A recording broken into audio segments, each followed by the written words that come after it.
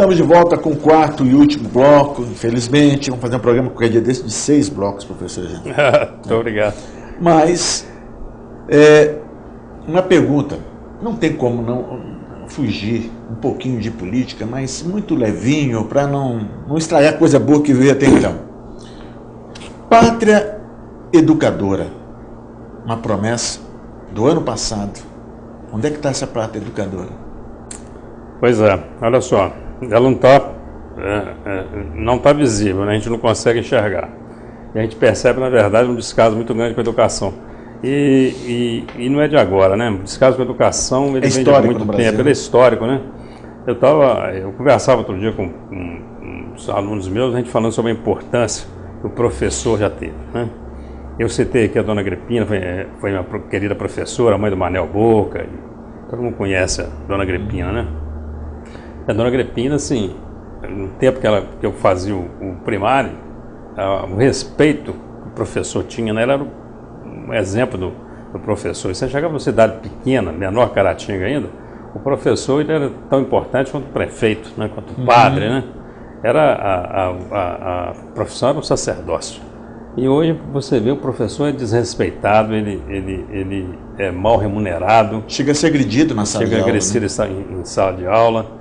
E esse livro da maçonaria que nós estamos organizando, que sai em abril, que o tema central é a educação, a gente vê assim todo o posicionamento, né, dos escritores, dos autores, em relação a esse tema e sempre mostrando de como a gente precisa valorizar mais o professor. Eu falo que isso é uma situação que as pessoas não estão percebendo, porque na medida que a gente não valoriza devidamente o professor, você não consegue selecionar melhor o candidato à docência.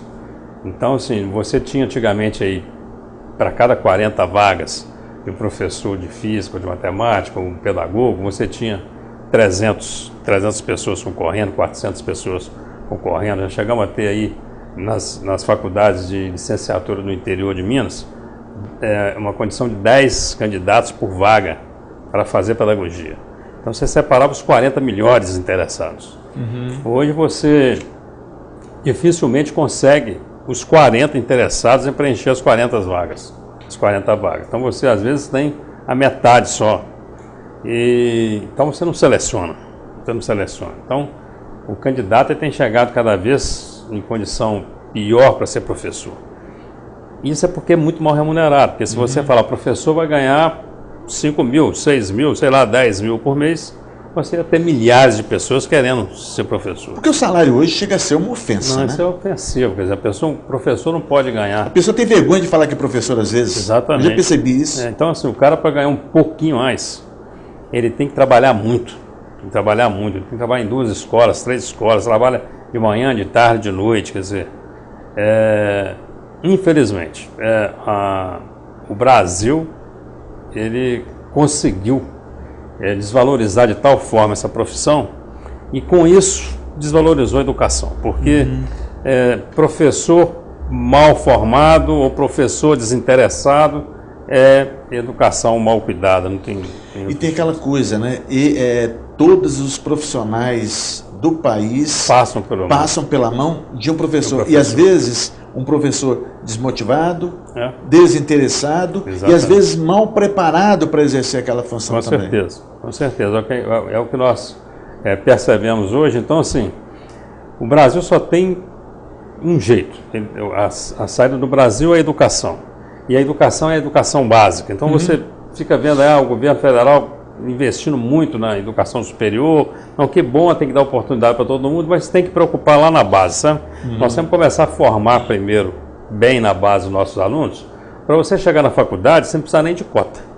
Porque hoje, assim, você tem que ter cota para tudo. Por quê? Porque as pessoas têm menos oportunidades.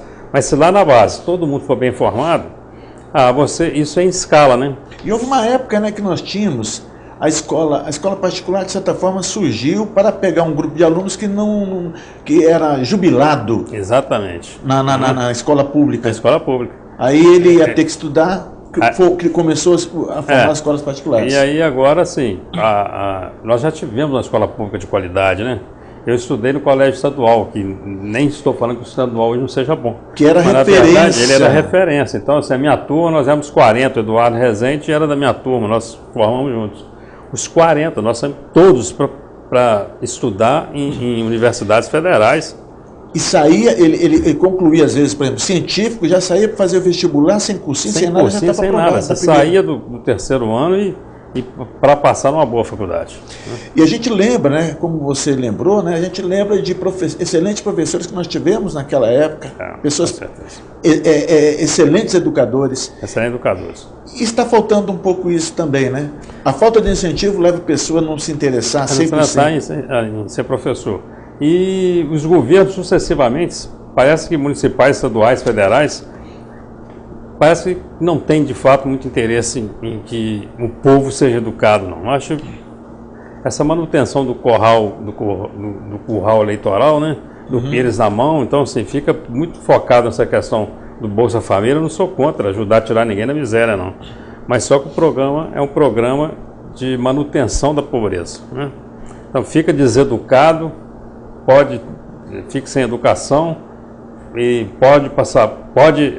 não tem a condição de comprar comida, mas vem com Pires que eu ponho comida no seu prato, você vai votando em mim, a gente vai mantendo isso assim. Eu vi um depoimento algum tempo atrás da moça que falou assim, não, se acabar com o Bolsa Família, eu vou ter que fazer alguma coisa, vou ter que trabalhar. Quer dizer, é um regime escravagista, né, pela miséria. É verdade. Agora, o povo está começando a acordar para a necessidade de mudar esse discurso feito pelos políticos em época de eleição?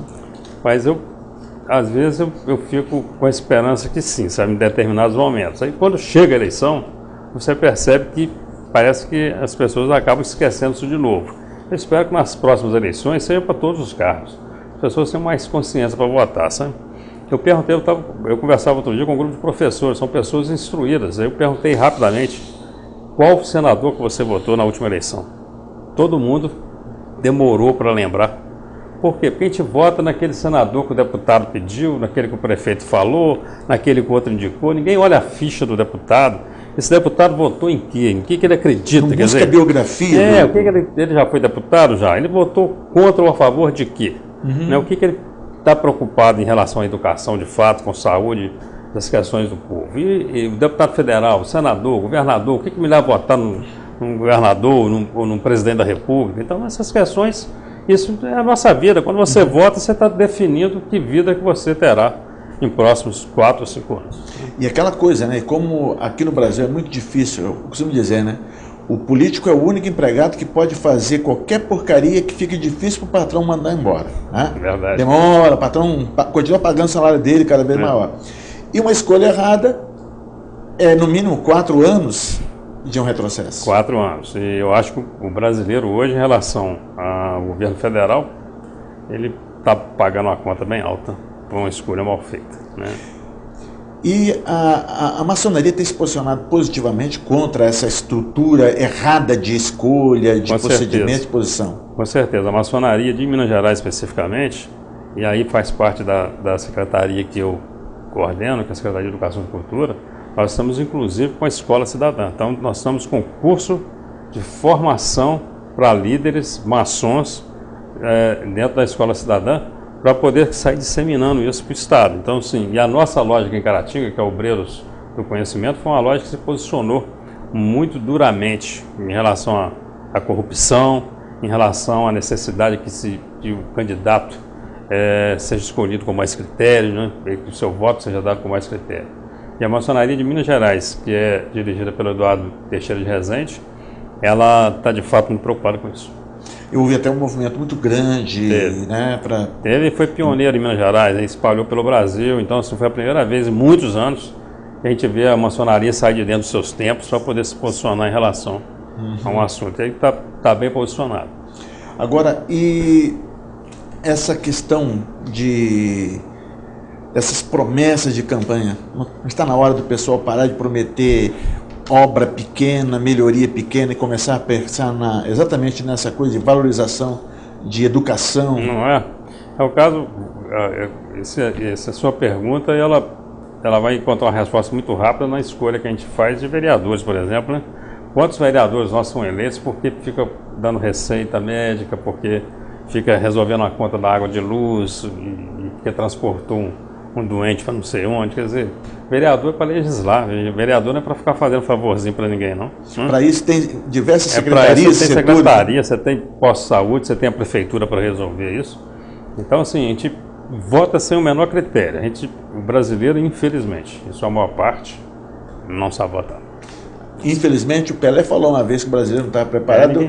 Das besteiras que ele fala, essa foi uma e o povo caiu de pau em cima dele, ninguém gosta de ouvir isso, porque acha que sabe votar. Nós não sabemos votar, tanto é que, assim, nós vamos encontrar alguns poucos vereadores que são bons, mas na maioria a nossa Câmara ela é ruim, e a outra era ruim também, da maioria das cidades pequenas também porque a gente vota no líder que fez um favor, é naquele que alguém pediu, o amigo pede para votar, e acontece com o prefeito, com o governador e com o presidente da República.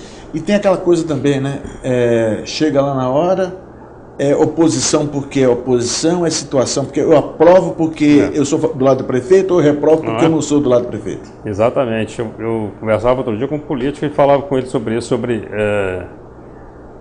como que é importante que um candidato que seja eleito, por exemplo, prefeito de Caratinga, que ele tivesse a coragem, depois de eleito, de entender que aquela eleição acabou. Né? Uhum. Então, assim, eu vou buscar secretário aonde? Se lá na oposição tem alguém que, de fato, vai me ajudar aqui na educação, vai me ajudar aqui na saúde ou no meio ambiente, vou chamar e vou trazer para cá.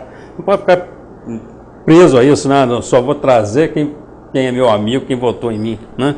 Isso é uma coisa mais sem sentido. Usar as entidades de classe, que é uma condição melhor para você conseguir um bom secretário de obra para Caratinga do que reunir a Associação dos Engenheiros. Uhum. Reúne e fala, gente, me ajuda, vamos arrumar um secretário bom de obra, um secretário do meio ambiente, vamos chamar os comitês, o pessoal das bacias, as engenharias voltadas ao meio ambiente, né? Chama todo mundo, senta e fala, gente, me ajuda a arrumar um bom secretário aqui de meio ambiente, só que o cara está eleito, ele tem aqueles favores todos que ele precisa. Esse que é o problema, né? Precisa fazer favor porque o cara me ajudou, eu não vou trazer aquele porque aquele foi contra mim, eu vou pegar só a minha turma, infelizmente. Aí a pessoa começa a ratear a prefeitura pelas promessas de campanha. E o futuro da população... Cidade igual Caratinga, e eu falo isso com maior tranquilidade, porque eu não tenho a menor intenção de ser candidato a prefeito. Porque quando eu falo isso, eles ficam achando que eu quero ser candidato a prefeito. Caratinga precisa de um gestor mesmo, um gestor que não tenha comprometimento nenhum com grupos, com pessoas, com partidos, que tenha um comprometimento com a cidade. Tem que ser assim. Então, assim, o meu comprometimento é com a cidade, vou ser um gestor. E o gestor, ele busca o melhor, não importa onde. Porque o objetivo dele, não é a reeleição dele, é prestar um bom serviço para a cidade. Professor Eugênio, infelizmente, nosso tempo chegou ao final. Eu queria agradecer mais uma vez a sua boa vontade de dispor do seu tempo cada vez mais concorrido para estar aqui atendendo o nosso chamado. Dizer mais uma vez que a TV A Semana, o Jornal A Semana estão à disposição do seu trabalho, dessa luta sua pela educação, pela cultura, e vamos esperar para uma próxima, mais um convite. Se Deus quiser, eu agradeço o seu convite, agradeço aos telespectadores que estão me assistindo e me coloco à disposição. Muito obrigado, foi um prazer muito grande estar com vocês aqui. Bom, e assim nós chegamos infelizmente ao final de mais essa entrevista, marcando um novo encontro para a próxima semana com um novo convidado. Um abraço e até mais.